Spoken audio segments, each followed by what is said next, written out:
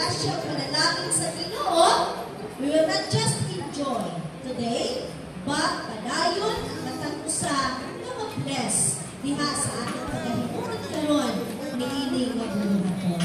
To God be the glory. Welcome, everyone.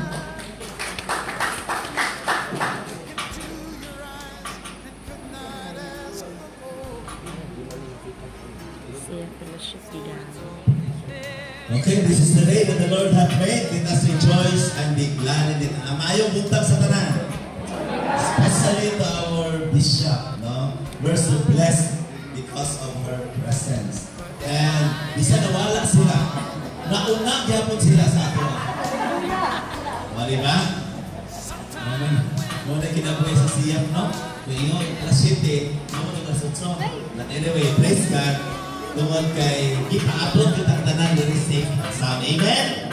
Amen. Hallelujah. Thank you, Lord. To God for bringing us here safely in this place. Of course, our CM kay na pasakay po siya sa sa ubang nga taga Zone 2, mana na convoy, mana na dugay-dugay. But of course, to all from Zone 1, this is Matthew chapter, Zone 2, Mark, Zone 3, John, and Zone Luke, and John, and Zone 4. Praise God, no? Kay naagapon ta, daghan ta karon.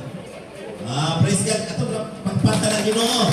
Kaya tagaan kita, ngayon, ang siyap, maugin niya ang mga busy persons. But, naghatag kang panahon.